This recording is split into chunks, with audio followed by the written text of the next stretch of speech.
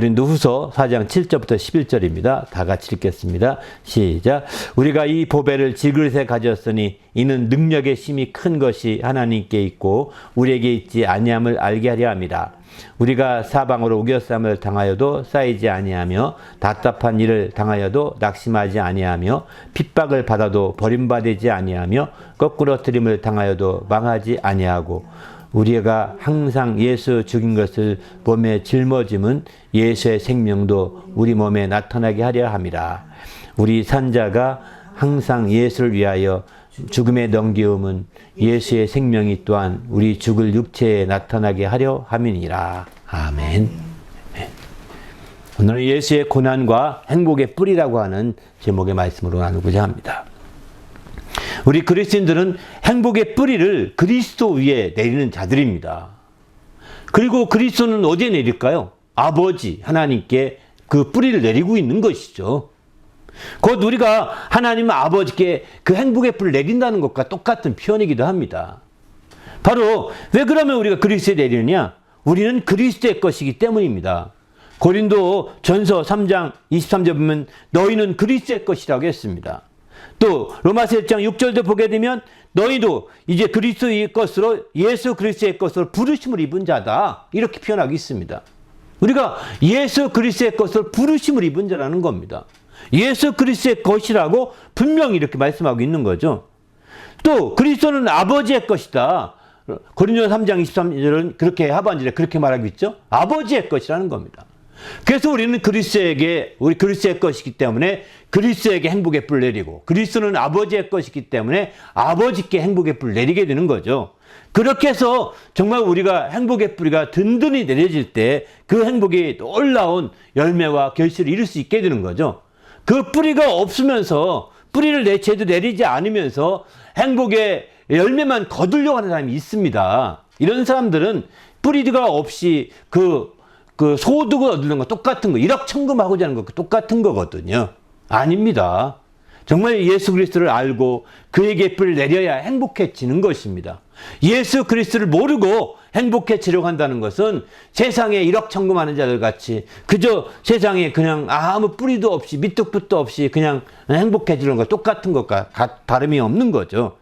바로 이렇게 행복의 뿌리를 예수 그리스도에 내려야 되는데요. 어떻게 내리느냐? 바로 골로새 2장 6절에 보게 되면은 너희가 그리스도 예수를 주로 받았으니 그 안에서 행하되 그 안에 뿌리를 박으며 세움을 입어 교훈을 받은 대로 믿음에 굳게 서서 감사함을 넘치게 하라.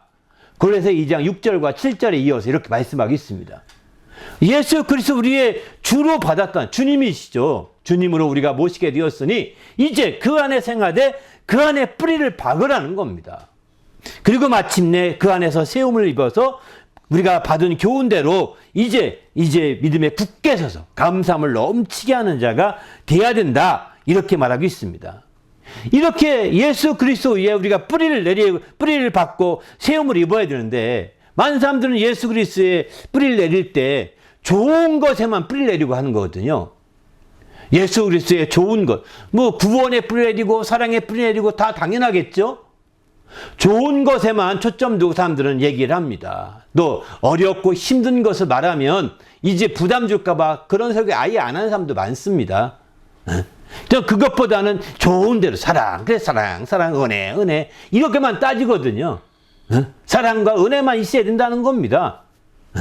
아닙니다. 그것도 있어야 되지만 사랑과 은혜를 베풀기 위해서 주님이 당하신 고난, 사랑과 은혜를 베풀기 위해서 주님이 겪으신 고난과 고통을 우리는 알 필요가 있는 거죠.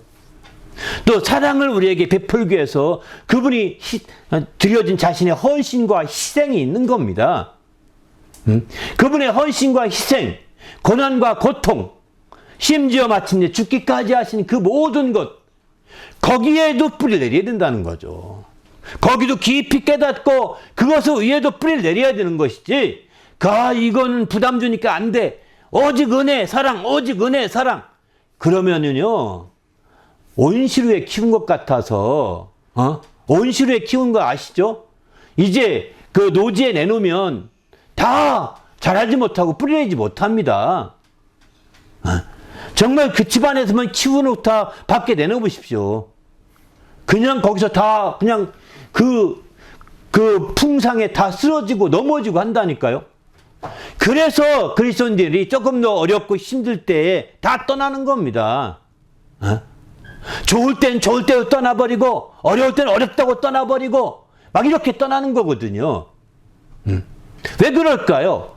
바로 은혜와 사랑과 소망과 믿음과 이런 것도 좋은 것에 위에 뿌리를 당연히 내려야 되겠죠. 그러나 그것뿐만 아니라 주님의 고난과 죽음과 또 주님의 헌신과 주님의 그 희생과 이런 것들에 뿌리를 내려야 되는 겁니다. 그 뿌리가 정말 그렇게 내려야 튼튼히 내릴 수 있는 거거든요. 그래서 막 바위가 있던 바위를 뚫고 바위 새까지 막 내려야 그가 괜찮죠. 그런 거는요, 바위에 뿌리 내리는 거는 바람이 태풍이 불어도 안 쓰러집니다. 왜 그럴까요? 바위가 안 움직이니까요. 그러나 좋은 땅에만 뿌리 내리게 되면 태풍이 불면 다 쓰러집니다. 큰 나무도 막 펑펑 넘어지잖아요. 왜? 금방 뽑히거든요, 뿌리가. 그러나 고통과 고난과 희생과 헌신과 이런 것들, 또 특별히 섬김과 또 이제 주님의 나눔과 이런 것들, 이거 다 힘든 거 아니겠습니까? 이런 것들을 철저히 알고 그런 것들을 바탕으로 함께 뿌리 내리게 되면 한쪽으로는 좋은 땅에 뿌리 내리고 한쪽으로는 어렵지만 거기서도 억지로 뿌리에서 틈틈이 파고 들어가서 그 큰 바위도 막 이렇게 안고서 뿌리 내린다면 그 나무는요 정말 금방 쓰러지지 않을 겁니다. 여러분 산에 가보시면 그 바위 가운데 이 수백 년 된 나무들이 있지 않습니까? 바위 가운데 나무가 자랍니다. 어떻게 자라는지 모르는데 거기서도 자라면서 이제 정말 수백 년을 버텨온 나무도 있지 않습니까? 그런 나무도 너무 멋지니까 그런 나무를 막 캐 가고 싶어 하지 않습니까? 사람들이. 네. 그런 것처럼 마찬가지라고요. 우리가 이제 주님 안에서 우리가 행복의 나무가 되기 원하는데 이번 우리가 세번맞이 부흥의 슬로건이 행복의 나무가 되자 이거거든요. 근데 행복의 나무가 되기 원하는데 정말 과연 어디에 뿌리 내릴 것이냐? 바로 좋은 땅에만 뿌리 내릴 것이 아니라 주님의 좋은 것 위에만 뿌리 내릴 것이 아니라 어렵고 정말 힘들고 그 바위가 있는 그런 땅이라 하더라도 거긴 마치 주님의 고난과 고통과 또 죽음과 주님의 희생과 헌신과 이런 것들을 바탕으로 하는 열매 그 뿌리 내리는 곳이라고 생각하면 좋을 것 같습니다. 어려운 것에도 뿌리를 내리게 되면 이게 놀라운 역사가 있게 되는 거죠. 우리 모두가 이렇게 뿌리 내려서 주님 앞에 귀하게 쓰시길 바랍니다. 특별히 주님께서는 이제 이런 말씀 마태복음 5장에 보면 나로 말미암아 너희가 욕하고 박해하고 거짓으로 너희를 거스려 악한 말로 모든 악한 말 할 때 너희에게 복이 있나니 기뻐하고 즐거워하라 하늘에서 너희 상이 큼이라 이렇게 말합니다. 마태복음 5장 11절과 12절에 이렇게 말씀하죠. 바로 이제 주님으로 말미암아 박해를 받고 고난을 받고 욕을 먹고 악한 말로 힐난을 당하고 이렇게 할 때 기뻐하고 즐거워하라는 것입니다.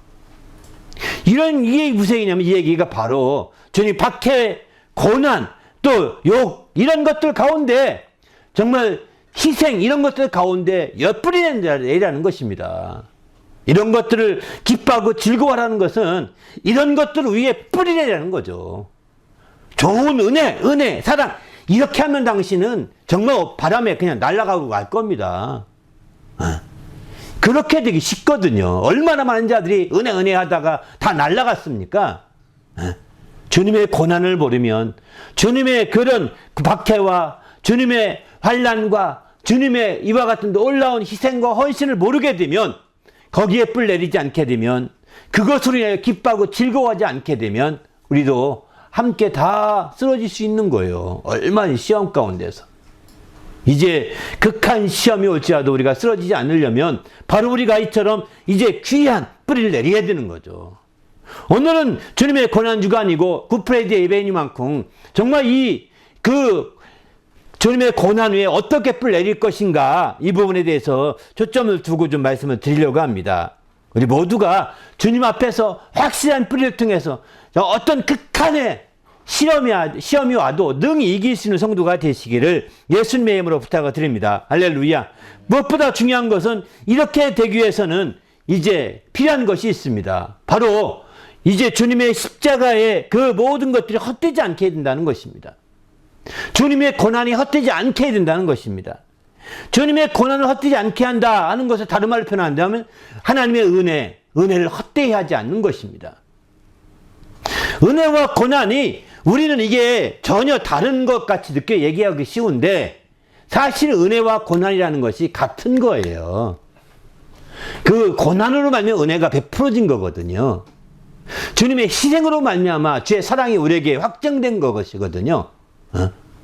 이렇게 이게 손바닥에 안과 박처럼 같이 붙어 있는 거예요. 많은 사람들은 은혜 한 편만 보고 다른 건 보기 싫어 눈 감고 이렇게 지내는 것 같은데 사랑 한 편만 보고 다른 거 난 그거 몰라도 돼 몰라 사랑만 받으면 돼 이렇게 하는 것 같은데 이건 여러분 자기 편한 대로 보는 거고요.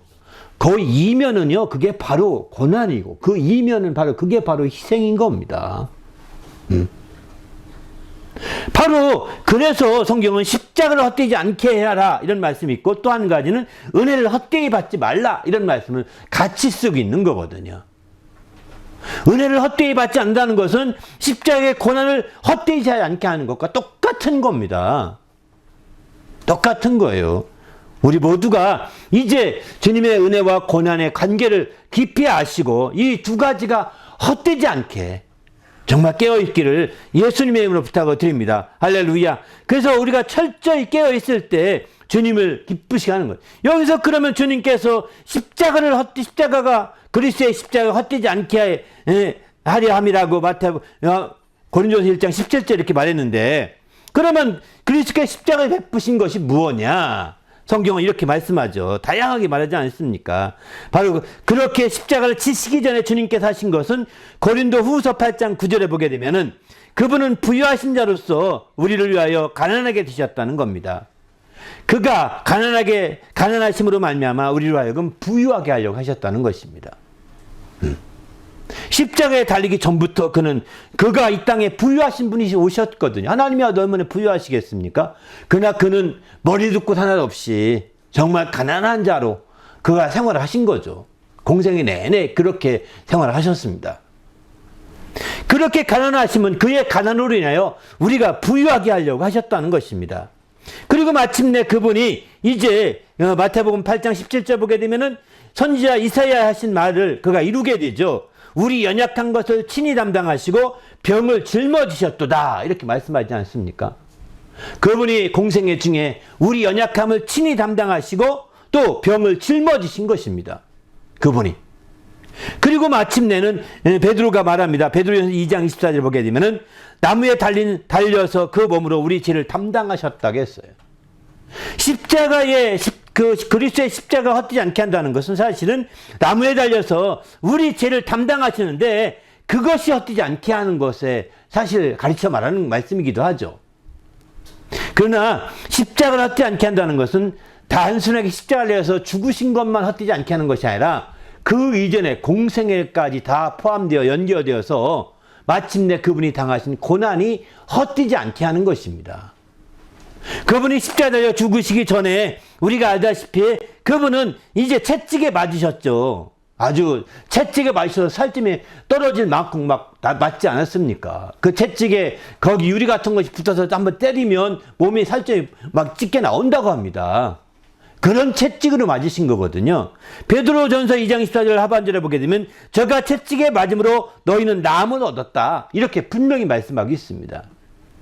그분이 채찍에 맞음으로 비트비트한테 빨리 가라고 소리치면서 채찍을 치라고 이런 식으로 어려움을 고난을 당하시고 마침내 십자가를 해서 우리 죄악을 담당하신 거거든요.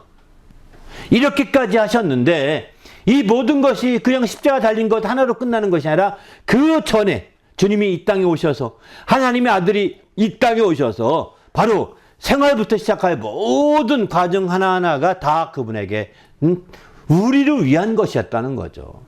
그 모든 거 하나하나가 다 그분이 당하신 고난이 우리로 하여금 은혜 받게 하기 위한 것이었고, 우리로 하여금 하나님의 사랑을 힘있게 하려고 하였던 것이라는 것을 성경을 통해서 배울 수 있게 됩니다.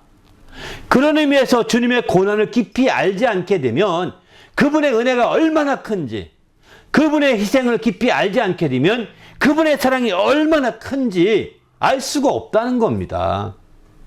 그냥 이것을 뚝 나누어서 설명하기가 어려운 거거든요. 그래서 우리는 그분의 고난을 통해서 은혜를 깊이 알게 하고, 그분의 희생을 통해서 그분의 사랑을 깊이 알게 하는 그런 성도가 되시기를 예수님의 이름으로 부탁을 드립니다. 할렐루야. 어느 하나를 떼놓고 어느 한쪽으로만 초점을 둔다면 그것은 그 깊이 아는 데 한계가 있게 됩니다. 우리도 이제 주님 안에서 철저히 주님의 고난과 그 십자가의 죽음을 깊이 알므로 말미암아 마침내 우리가 이제 주님의 은혜와 사랑을 깊이 알아서 거기에 우리의 행복의 뿌리를 내릴 수 있기를 예수님의 이름으로 부탁을 드립니다. 할렐루야. 그래서 우리가 적극적으로 살아야 되는 거죠. 그러면 주님께서 왜 이렇게 그분의 고난을 당하시고 죽으셨느냐? 성경은 이렇게 말합니다.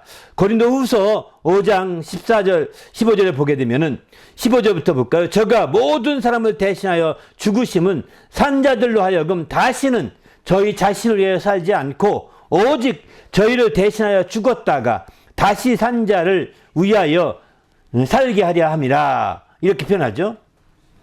그렇습니다.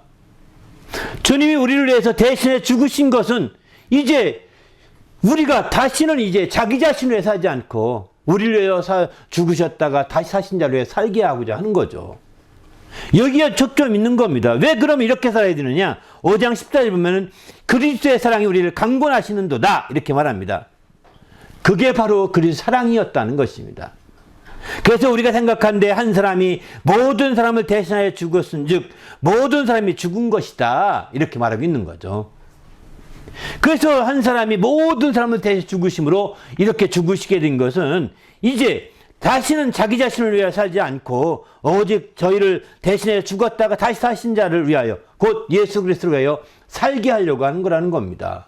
이제 우리의 삶의 방향을 바꾸게 하려는 것인 거죠. 다시 말한다면 바로 예수님의 고난 위에 행복의 뿔을 내리려고 하는 사람이라고 한다면 삶의 방향을 바꿔가야 합니다. 예수님의 사랑과 은혜 가운데 행복의 뿔을 내리고자 하고 그런 자라고 한다면 예수님의 고난과 그 희생에 깊이 알아서 행복의 뿔을 내려야 되고요. 그것으로 끝나지 아니하고 삶의 방향을 이제는 행복의 열매를 얻고 그 삶의 방향 자체가 이전과는 달라야 되는 거예요. 이제는 나 자신을 위한 행복에 초점을 두었다면 이제부터는 나 자신에게 초점 둔 행복이 아니라 이제 주님을 위하여 사는 행복을 추구해야 되는 것이죠. 왜? 주님이 그것 때문에 죽으셨다는 것입니다. 그것 때문에 주님이 은혜를 베푸셨다는 것입니다.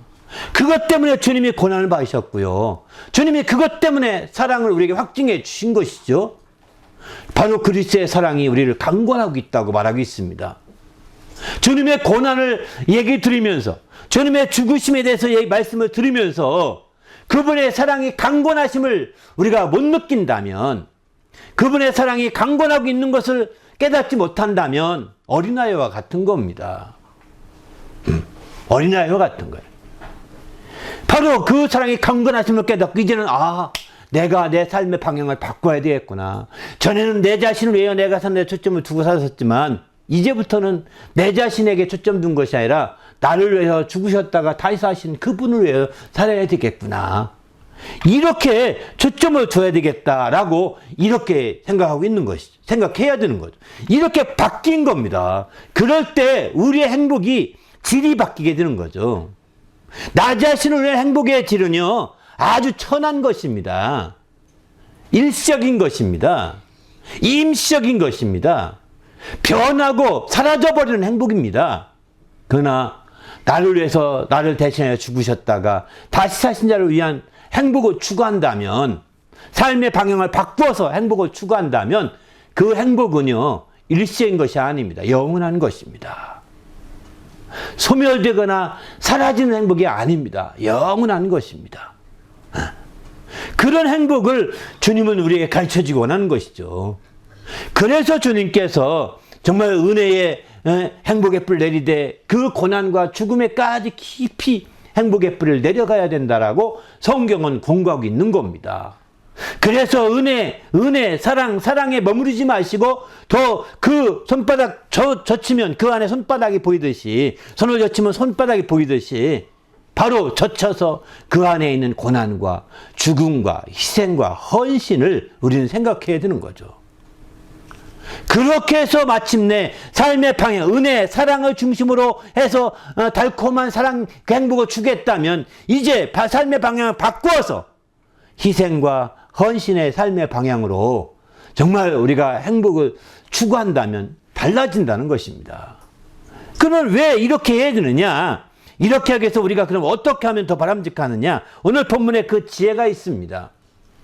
바로 그 4장 10절에 보면 우리가 항상 예수 죽인 것을 몸에 짊어짐은 예수의 생명도 우리 몸에 나타나게 하려 함이라, 이렇게 말하죠. 바로 예수 죽인 것을 몸에 짊어지라는 겁니다.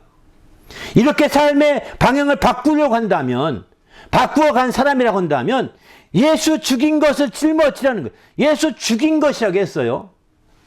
다시 말하면 예수가 나 때문에 죽으셨다는 것을 짊어지고 달라는 겁니다.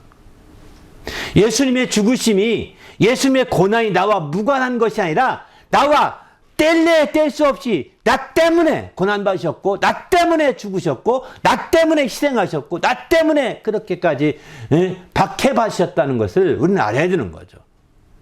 이것을 이게 예수 죽인 거요. 예수 고난당하게 한 거요. 예수 정말 희생하게 한 거거든요.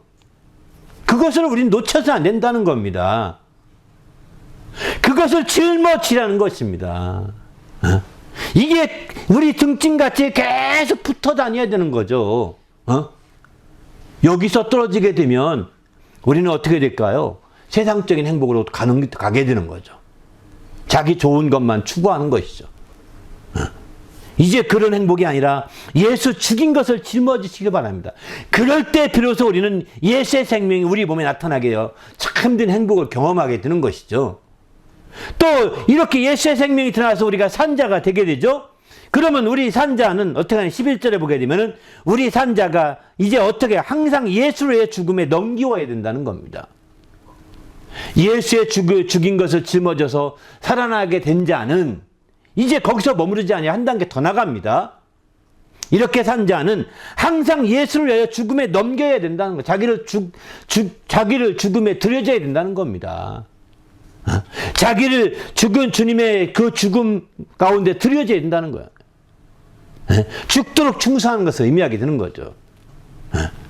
바로 주님을 위하여 죽음에 넘기워야 되는데 왜 그렇게 해야 되느냐? 11절 하반절에 보면은 바로 예수의 생명이 또한 우리 죽을 육체에 나타나게 하라. 그렇게 되면 예수의 생명이 우리의 삶 가운데 나타나게 되어 행복하게 될 수 있다는 거죠. 그렇습니다. 우리가 주님의 고난을 그냥 건넘듯이 넘어가서는 안 됩니다. 그리고 주님의 고난을 아는 자들은, 그것을 짊어지고 아는 자들은 이제 주님의 고난의 그 혜택만 누리려고 할 것이 아니라 이제는 내가 주님을 위해서 고난받을 때가 된다는 겁니다. 주님의 고난의 혜택을, 주님의 고난의 뿌리를 내려서 거기서 달콤한 행복을 누릴 것으로 끝나지 말고 이제 주님을 위해서 희생하는 겁니다. 이제 주님을 위하여 우리도 고난을 받는 겁니다. 주님을 위하여 죽기까지 하는 겁니다. 고난받아서. 이런 함께 여기까지 이르러야 참된 생명이 우리 가운데 나타나게 된다는 거죠. 그래서 확실한 참된 행복을 누리는 성도가 될 수 있지 않겠습니까? 우리 모두 이런 멋진 주님의 성도가 되시기를 예수님의 이름으로 부탁을 드립니다. 할렐루야. 바로 그럴 때에 우리 영혼이 정말 한 단계 확실하게 성장하며 더 한 단계 나아갈 수 있게 되는 거죠. 우리 모두가 정말 이렇게 주님의 고난이 헛되지 아니하고 그것을 짊어지시길 바랍니다. 할렐루야. 그 이사야서를 보게 되면 이런 말씀을, 이사야 4장의 53장 4절에 보면 그는 실로 우리의 질그를 지고 우리의 슬픔을 당하였거늘 우리는 생각하기를 그는 징벌을 받아서 하나님에게 맞으며 고난을 당한다 하였노라, 이렇게 말하죠. 그러니까 이 주님의 그 예수 죽인 것을 짊어지지 않게 되면 예수의 고난을 짊어지지 않게 되면 예수님의 고난과 예수의 죽음과 내가 별도예요. 별도로 완전히 겉도는 겁니다. 겉도는 거예요. 이사야서 53장 4절은 그가 실로 우리 질고를 짊어지고 우리를 슬픔을 다 당하셨는데 우리는 말한다는 거예요. 우리 생각에 그는 징계를 받아 징벌을 받아서 하나님께 맞으며 고난을 당한다 한다는 겁니다. 아이고 저분 무언가 잘못했겠으니까 저렇게 했겠지. 우리 때문이 아니라 저분 무언가 잘못했으니까 저렇게 고난받는 거겠지. 야 이렇게 한다는 거예요. 마치 욥이 고난받으니까 친구들이 와서 다 정죄하지 않습니까? 욥이 죄 없거든요. 하나님도 인정하셨어요. 욥이 죄 없는데 죄 없이 고난받는데 야 죄 없이 죄 없는 고난이 어디 있냐? 너 분명히 아이땡 구 쪽에 연기 낼 일 없으니까 분명히 뭐 잘못한 거 있을 거야. 빨리 회개해. 하면서 친구들이 다 하나님 아는 친구들이거든요. 근데 그 친구들이 와서 막 정죄합니다. 그러니까 친구들과 나는 아니야. 죄 진 적이 없어. 난 죄가 없는데 지금 이렇게 고난받고 있는 거거든. 막 논쟁하다가 이제 자기가 오버한 거죠.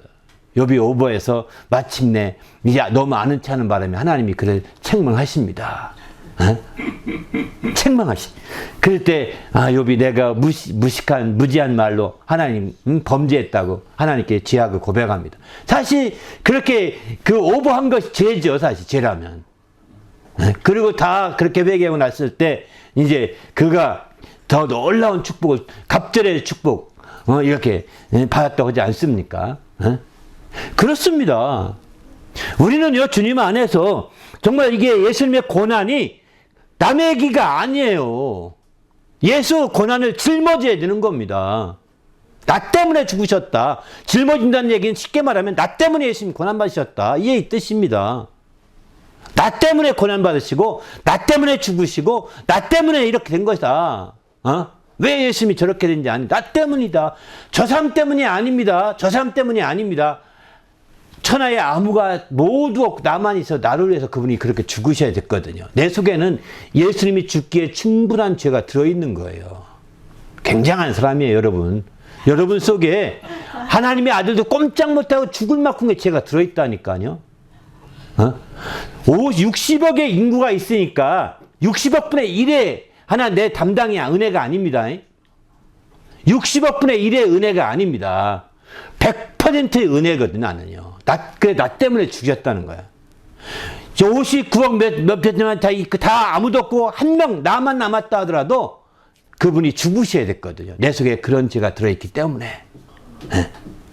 그러니까 지금 우리가 회개할 일이 엄청난 거예요. 하나님의 아들이 죽을 만큼의 죄가 들어있으니 대충 회개할 수 없잖아요. 누가 그렇게 인정합니까? 하나님의 아들이 죽을 만큼 죄가 있다고 인정은 누가 합니까? 안 하잖아요. 내가 겨우 죄이다 하면 뭐 거짓말한 것 죄, 뭐 몰래 훔쳐먹은 죄, 뭐 이런 것밖에 없잖아요. 떠오르는 게. 아닙니다. 죄를 깨달으셔야 됩니다. 죄를 깨달으셔야 돼요. 엄청난 죄가 있는 거예요. 이런 죄들을 우리가 다 깊이 모르니까 회개해도 제대로 얼렁설렁 넘어가는 게고 마침내 또 주님이 이 고난당하시고 죽으신 것이 나와 아주 무관한 것 같이 취급하는 거예요. 내가 오히려 주님보다 고고한 사람이 돼가지고 아이고 안 됐어요 예수님 얼마나 아프셨을까 감상하는 게 아닙니다. 지금 내가 통곡하면서 자복하고 회개할 상황이지 감상할 게 아닌 거거든요. 얼마나 아프셨을까 감상 아닙니다. 이사야서 53장 5절에 보면 그래서 구체적인 이런 설명합니다. 그가 찔림은 우리의 허물을 인하며 그가 상함은 우리의 죄악을 인함이라. 그가 징계를 받음으로 우리가 평화를 누리고 그가 채찍에 맞음으로 우리가 나음을 입었도다. 우리는 다 양 같아서 그릇 행하여 각기 제 길로 갔지만 여호와께서는 우리 무리의 죄악을 그에게 담당시키셨도다. 이렇게 말하지 않습니까? 우리는 양 같아 다 제 길로 갔고 흩어지고 말았지만 그런 자들, 그런 자들의 그 죄악을 다 그에게 담당시키시고, 그가 찔리셔서 우리 죄악을 허물을 담당시키시고, 그가 상하셔서 죄악을 담당시키시고, 그가 징계를 받음으로 평화를 누리게 해주시고, 채찍에 맞음으로 그 질고를 다 담당시켜서 낫게 해주신 거죠. 직접적인 적극적으로 관계가 있는 겁니다. 여러분 중에 아마 나는 허물도 없고 나는 죄악도 없고 나는 뭐 근심도 없고 나는 항상 병도 없었다. 이런 사람들은 난 뭐 아무것도 없었으니까 주님과 상관이 없네요. 이렇게 생각할지도 모르겠습니다. 당신이 그렇게 생각한다면 진짜 하나님 나를 알게 해달라고 기도하셔야 됩니다. 내가 얼마나 교만한지 깨닫게 해달라고. 다 여러분이 제 길로 갔잖아요. 그렇다하여 제 길로 가지 않습니까? 정말 이런 몇 가지 현상만 가지고 짚은 거 몇 가지 현상만 가지고 안 그렇다 나는 괜찮다 이런 식으로 말하는 건 지혜가 아닙니다. 주님은 이거 외에도 그분이 가난하심으로 우리를 또 부유케 하셨고 또 뿐만 아니라 다 제 길로 갔지만 정말 제멋대로 살았지만 주님은 우리의 죄가 다 그에게 담당시켜서 우리가 속죄하시는 길을 열어주셨지 않습니까? 몇 가지 요소만 가지고서 아니다 난 뭐 상관없다. 상관없으면 당신은 지옥 가는 겁니다. 상관없어. 예수 주인 걸 짊어져야 되고 예수가 나 때문에 죽으셨고 고난받았다는 것을 짊어지지 않으면 당신 속에 생명이 없는 겁니다. 그래서 마침내 당신은 지옥 갈 수밖에 없는 사람이 되는 거죠. 그러기에 우리는 주님 앞에서 우리가 적극적으로 주의 말씀을 통해서 우리 심령이 이렇게 새롭게 돼야 되는 거죠. 그러면 우리가 이렇게 정말 주님이 예수 주인 걸 짊어지고 또 이제 살아난 자가 또 예수를 위해서 죽음의 고난을 받고 또 죽기까지 이렇게 하게 되면 그렇게 해서 마침내 주님의 행복의 뿌리를 그녀의 고난과 헌신과 그 희생의 행복의 뿌리를 내리게 되면 어떤 열매를 맺을까요? 행복의 열매가 어떤 열매를 맺어질까요? 그것은 아마 본문의 앞부분에 나오게 됩니다. 바로 이제 8절과 9절에 보게 되면 이런 말씀을 우리가 사방을 우겨쌈을 당하여도 쌓이지 아니하고 답답한 일을 당하여도 낙심하지 아니하며 핍박을 받아도 버림받지 아니하며 거꾸로 침을 당하여도 망하지 아니하고 이러죠. 이렇게 된 것은 왜 그러냐? 7절에 이유가 있습니다. 우리가 이 보배를 질그릇에 가졌으니 이는 능력의 심히 큰 것이 하나님께 있고 우리에게 있지 아니함을 알게 하려 함이라. 질그릇이라는 것은 우리 몸을 가리켜 말하고요. 보배라는 것은 주님의 큰 은혜와 사랑인 거죠. 주님이 고난받으셔서 주님이 정말 죽으시고 이렇게 고난을 받으시고 죽으시고 이렇게 하셔서 베풀어 주신 그 은혜와 사랑을 우리는 보배로 여기고 있습니다. 그것을 우리가 받은 건데 이건 심히 큰 것을 우리가 받게 되었다는 거예요. 이렇게 주님이 정말 십자가에 죽은 것이 나 때문에 죽으셨고 곧 예수 죽인 것을 늘 짊어지고 다니고 그래서 살게 되면 우리는 사방으로 우겨쌈을 당하여 쌓이지 않은 행복을 갖게 됩니다. 또 우리는 이제 답답한 일을 당하여 낙심하지 않는 행복을 갖게 됩니다. 또 우리는 핍박을 받아도 버림받지 아니하는 행복을 누리게 됩니다. 거꾸로 틀림을 당하여도 또 망하지 않는 행복을 갖게 되는 거죠. 여기는 큰 부정적인 측면에서 고난 사이드로 얘기하고 있는 거죠. 반대는 더 말할 것이 없는 겁니다. 이렇게 어려울지라도 정말 능히 극복하고 거기에 쌓이지 아니하고 거기에 매이지 아니하고 큰 행복을 누릴 수 있는데 하물며 반대는 어떻겠습니까? 손을 젖혀보면 거기엔 더 말할 수 없이 큰 보배와 같은 은혜와 보배와 같은 사랑이 그 안에 행복으로 다가오게 되는 것이죠. 그게 우리의 참된 행복의 결실이 아니겠습니까? 이것은 다 주님의 고난, 주님의 희생, 주님의 죽으심, 주님의 헌신 가운데 우리의 행복의 뿌리를 내리게 될 때 그것을 깊이 알아서 거기로부터 행복의 뿌리를 찾고자 할 때 그래서 행복의 뿌리를 내리게 될 때 마침내 얻으시는 행복의 열매들입니다. 우리 모두도 이런 행복의 열매가 가득하시기를 예수님의 이름으로 축원합니다. 할렐루야. 그래서 우리 심령에 이런 주님의 행복이 넘치는 그런 성도가 될 수 있도록 정말 주님의 행복이 넘치는 성도가 될 수 있도록 오늘 말씀 생각하면서 간절히 합심해서 기도하겠습니다.